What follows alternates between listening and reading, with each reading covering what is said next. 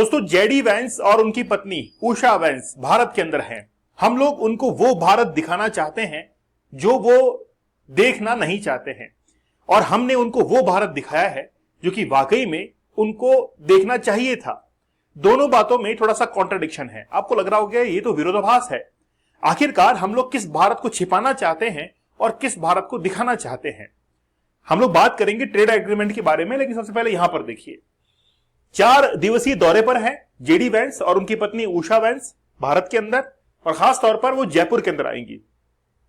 जयपुर एक UNESCO world heritage site है, और वर्ल्ड हेरिटेज साइट होने के नाते वो पूरे विश्व के अंदर जाना जाता है। लेकिन क्या हमारी ये ऐसी क्या मजबूरियां रही थी कि आज हमको वर्ल्ड हेरिटेज साइट यूनेस्को की धरोहर की सूची के अंदर, लिस्ट के अंदर शामिल जयपुर का परकोटा, इसको ढकने की आवश्यकता पड़ रही है। जेडी वैंस जयपुर में विजिट पर है और जयपुर को इस तरीके से ढक दिया गया है। ये ढकाव, ये घबराहट और ये जो तैयारियां हैं, ये पहले भी हमने G20 के उस समिट के अंदर देखी थी कि दिल्ली के अंदर बहुत सारी जो झुग्गी झोपड़ियां थी उनको ढक दिया गया था, ताकि वो भारत दिखाई ना दे जिसको विकसित करने की आवश्यकता है, जिसको डेवलप करने की आवश्यकता है। हम लोग किस भारत को छिपाना चाहते हैं और किस भारत को दिखाना चाहते हैं, ये हमारे ऊपर निर्भर करता है। और छिपे हुए भारत का विकास कब तक होगा, इसको कौन निर्धारित करेगा, इसको कौन डिसाइड करेगा, ये कभी भी जो है ये निश्चित नहीं हो पाता है। तो हम लोग कब तक छिपाते रहेंगे और आखिरकार भारत को दिखाने की बारी कब आएगी। आज हम लोग किसी भी विदेशी राष्ट्र के अंदर जाते हैं तो वहां पर आप देखते हैं कि चाहे आप कभी भी चले जाइए, और हमारे चाहे जो प्रमुख हैं, पीएम हैं, हमारे कोई भी मिनिस्टर्स हैं, जब वो फॉरेन विजिट करते हैं तो वो जिस हालत में है वो इसी हालत में रहते हैं। लेकिन हम लोग जब कोई मेहमान आते हैं नए कपड़े पहनने की कोशिश करते हैं, लेकिन जूती जो है वो कहीं ना कहीं पुराने नजर आते हैं।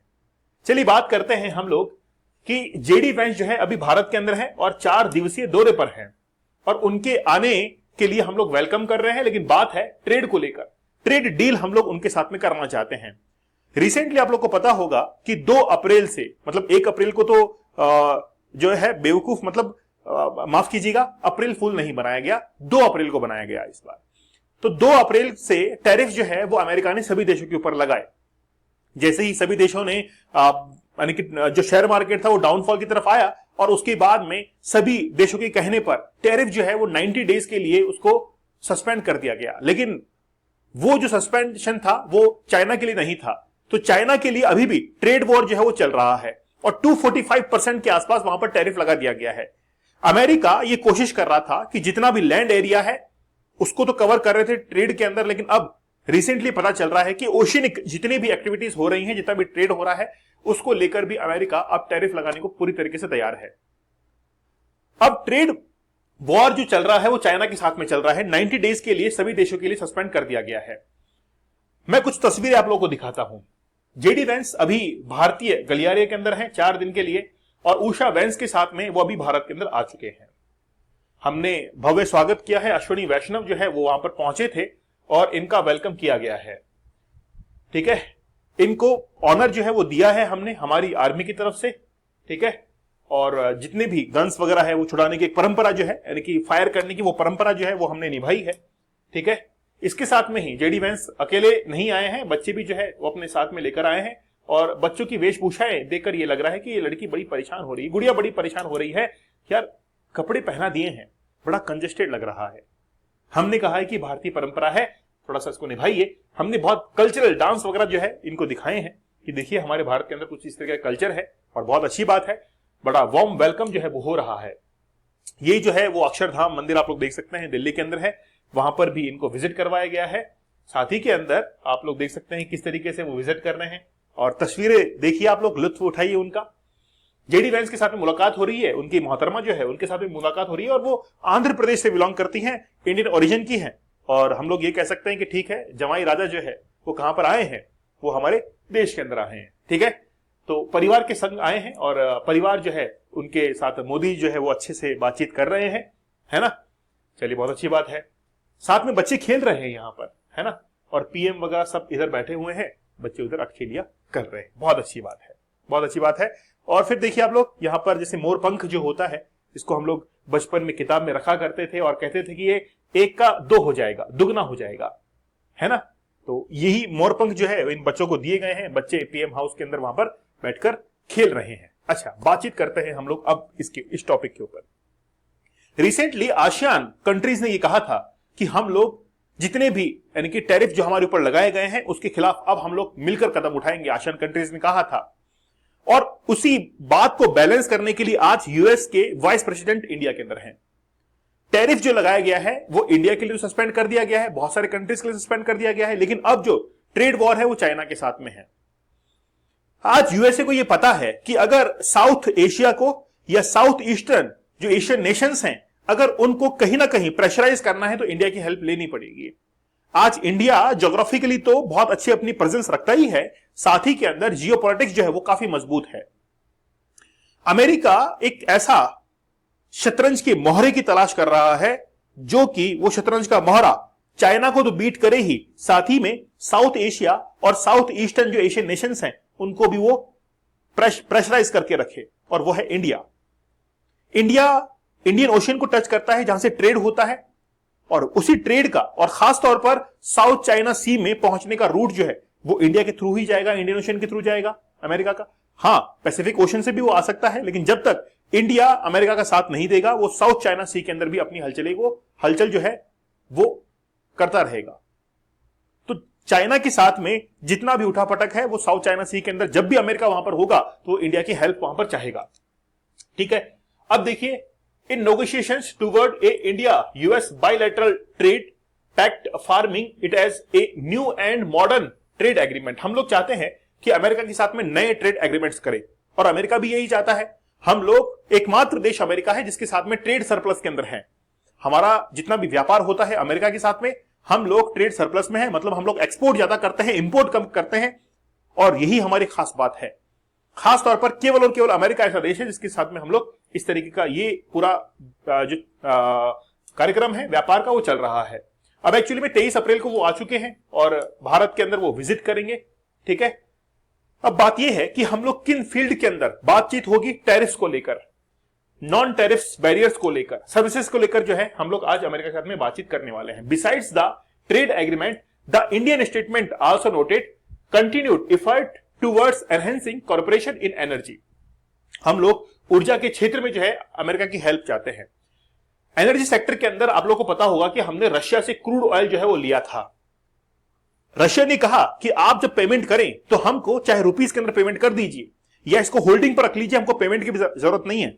अमेरिका को वाकई में उस समय समझ में आ गया था कि इंडिया जो है वो हमारी परवाह नहीं करता है, क्योंकि यूएसए ने कहा था कि जो भी आज रशिया के साथ में ट्रेड करेगा उसके ऊपर हम लोग सैंक्शंस लगा देंगे, प्रतिबंध लगा देंगे। भारत ने परवाह नहीं की।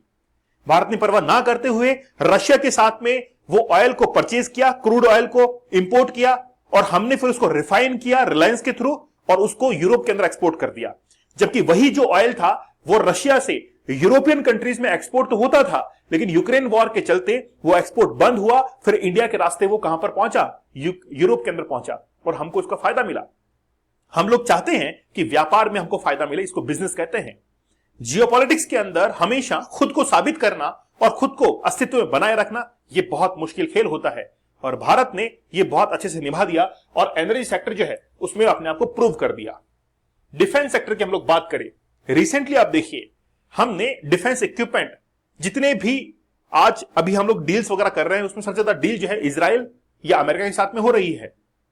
अमेरिका के साथ में आज बहुत अच्छी जो है हम लोग डील कर रहे हैं, लेकिन याद ये भी रखना है कि अमेरिका केवल हमें नहीं पाकिस्तान को भी सप्लाई करता है वेपन्स को लेकर। F-16 जो है पाकिस्तान को दिया हुआ है, अमेरिका की ही देन है। ठीक है, फिर स्ट्रेटेजिक टेक्नोलॉजीज, हम लोग साइबर का जो एरिया है उसमें भी हम लोग बातचीत कर रहे हैं अमेरिका के साथ में। ठीक है, और अदर एरियाज में भी हम लोग जो है हेल्प चाहते हैं, किसकी, यूएसए की। अब थोड़ा सा हम लोग व्यापार की बात कर लेते हैं। टोटल जो है 2024 तक $129 बिलियन का हमने व्यापार किया अमेरिका के साथ में, मतलब दोनों देशों ने आपस में व्यापार किया।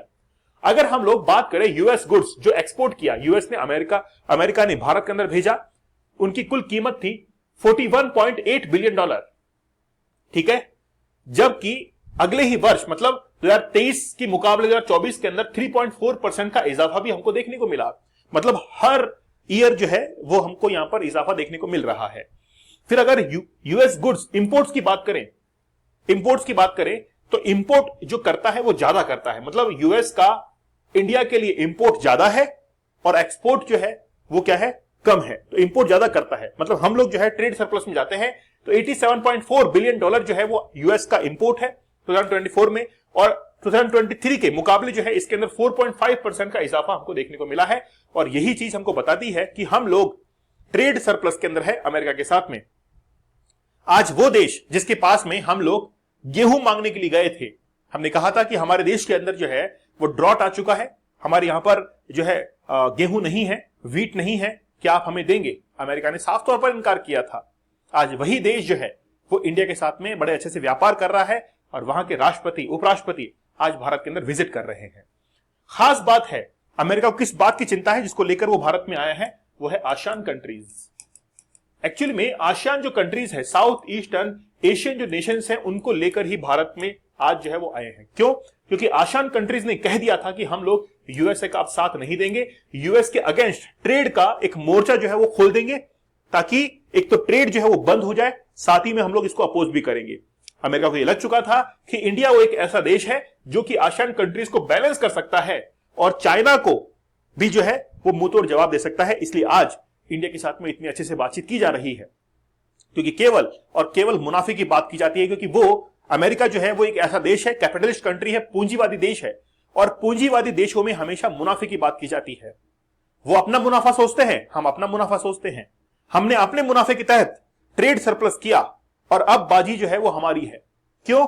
क्योंकि अब अमेरिका को हेल्प जो लगेगी वो एशियन नेशंस की लगेगी। अब एशिया के अंदर आप देखिए, एशियन कंट्रीज के अंदर आप आज देखिए, ऐसी कोई भी कंट्री नहीं है जो कि अमेरिका के साथ में है, जो कि फेयर तरीके से अमेरिका की हेल्प कर सकती है।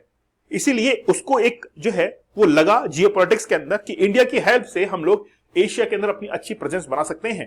क्योंकि आज रशिया के साथ में, आज चाइना के साथ में, वो जो दो बड़े देश हैं उनके साथ में तो आज अच्छे रिलेशन नहीं है यूएसए के। और इंडिया एक ऐसा कंट्री बन चुका है जिसमें डेमोक्रेसी बड़ी गजब की है। उसको पता है कि यहां पर जो है वो पाकिस्तान या बांग्लादेश वाला खेल नहीं है कि वहां पर प्रधानमंत्री जेल जा रहे हैं, यानी कि पॉलिटिक्स जो है वो खराब हो रही है, भ्रष्टाचार हो रहा है, करप्शन इतना बढ़ रहा है। ऐसा कुछ भी नहीं है इंडिया के अंदर, उसको पता है आज।